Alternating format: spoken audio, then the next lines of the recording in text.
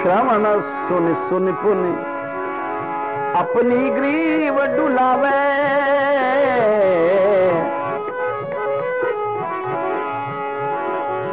और प्रेम जब उड़ा, तारों की छाह बिरम रहे दो जन। एक कोयल के गीत ने दोनों को प्रेम लीला में बदल दिया। एक वृंदावन के पक्षी की सेवा थी, दोनों राधा माधव को प्रेम की लीला में रत कर दिया। एक कोयल ने तरु की छां बिरम रहे दो जन, खग गावत निज जस वह भावे। कोयल के गान, कोयल के गीत सुन करके राधा रानी भी प्रसन्न भई, श्याम सुंदर भी प्रसन्न भय। और वृंदावन हित रूप के गीत में श्याम सुंदर भी गीत गाने लग गए। उस कोयल के सुर में सुर श्याम सुंदर मिला करके वो राधा राधा गा रही है, तो श्याम सुंदर भी राधा राधा कीर्तन करने लग गए। वृंदावन हित रूप श्याम पुनि, तासुर सुर ही मिलावे। श्याम सुंदर भी गा रहे हैं, मेरा प्रेम से गाना, राधा राधा राधा राधा राधा राधा राधा राधा राधा राधा राधा राधा। जैसे दोनों राधा राधा राधा राधा राधा राधा राधा राधा राधा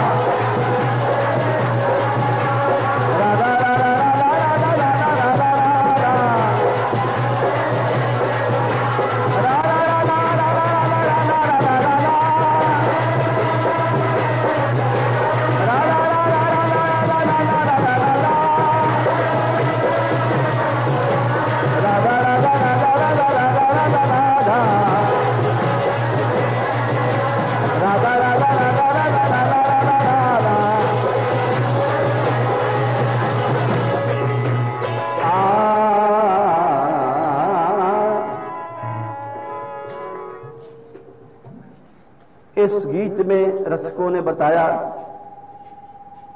कि वृंदावन धाम में जिधर से भी राधा रानी निकलती हैं, पशु पक्षी तोता मैना, ये सभी राधा रानी की स्तुति करते हैं। और वृंदावन के हिरण, इन सब का हम उदाहरण देंगे। इसीलिए राधा रानी को देवी कहा जाता है, क्योंकि जिसकी सब स्तुति करें उसको देवी कहते हैं। कई जगह लिखा है। कैसा है वृंदावन?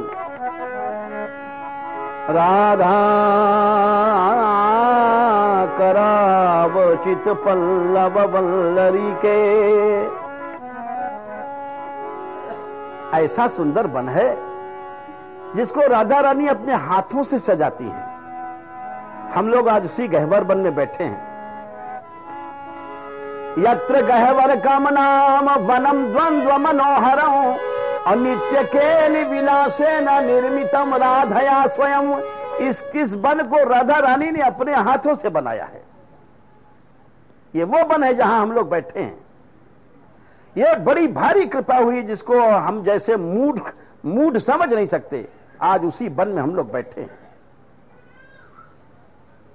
इस वन की सेवा राधा रानी करती हैं, श्री कृष्ण करते हैं, सखियां करती हैं, और हमारे ऐसे मूढ़ तो इसको तोड़ते हैं। हम मूर्ख हैं, हम इस वन की कीमत नहीं समझ सकते, इन लताओं की कीमत नहीं समझ सकते, क्योंकि हमारी बुद्धि नष्ट हो गई है, भावहीन है, बुद्धि नहीं रही, हृदय पत्थर हो गया। जिस वन के बारे में लिखा है, राधा करावचित पल्लव वल्लरी के, राधा रानी के हाथों से एक एक पल्लव सजा करके रखे गए हैं।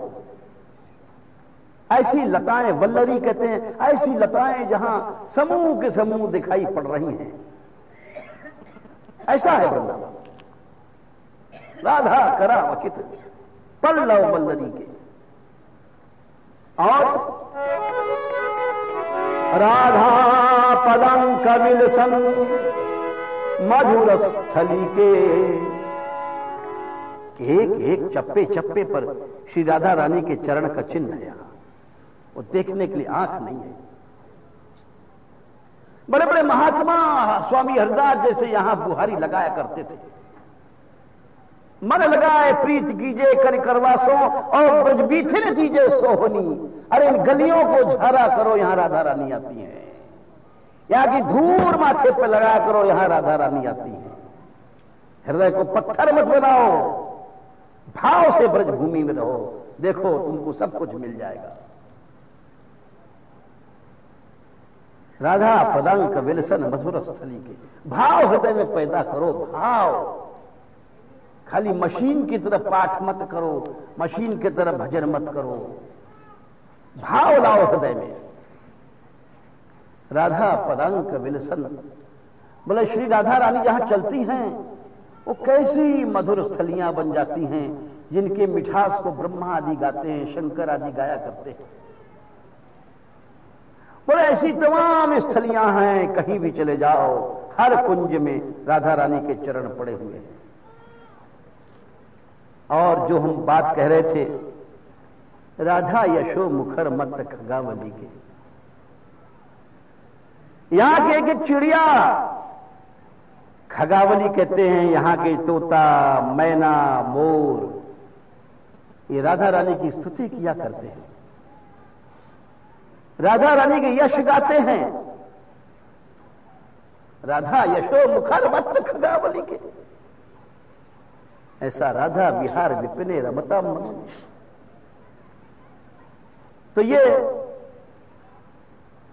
इसीलिए राधा रानी को देवी कहा गया, जिनकी स्तुति की जाती है। ये क्रीड़ा, विजिगीषा, व्यवहार, द्युति, स्तुति पांचवा कारण था। इस पांचवें कारण से भी राधा रानी को देवी कहा जाता है। अभी और 5 कारण हैं।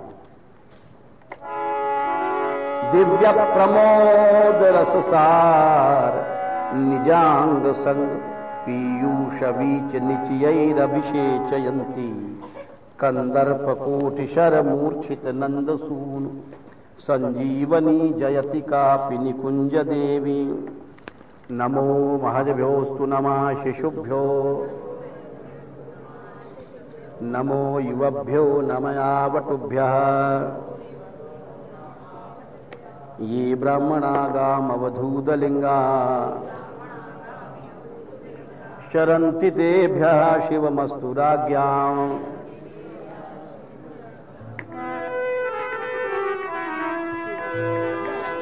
रसिया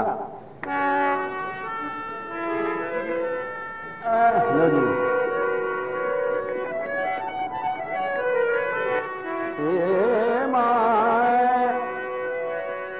अरे मोरा कोहक के बोले और आ गई सावन की बहार। मोरा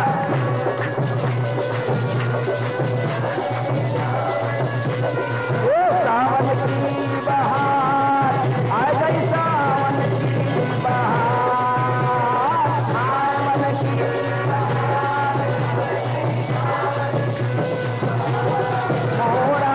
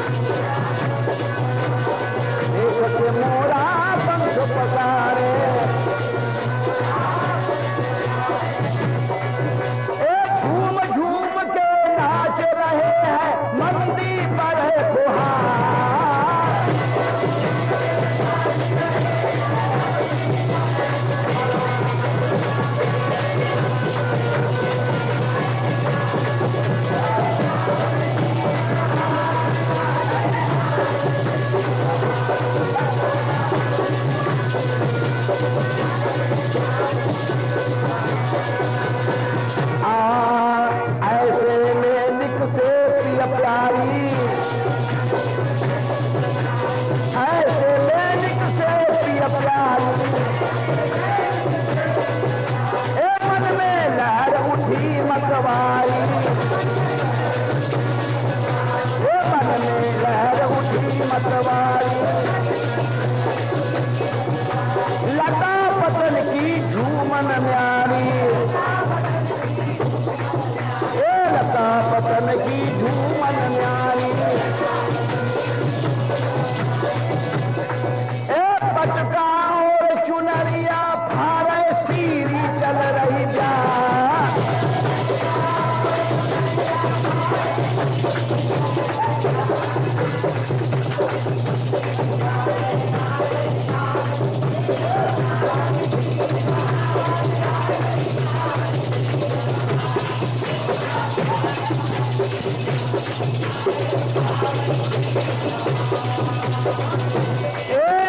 बन बिहरे रस भीनी जोरी, ये बन बिहरे रस भीनी जोरी, ए सुंदर नवल किशोर किशोरी, ए सुंदर नवल किशोर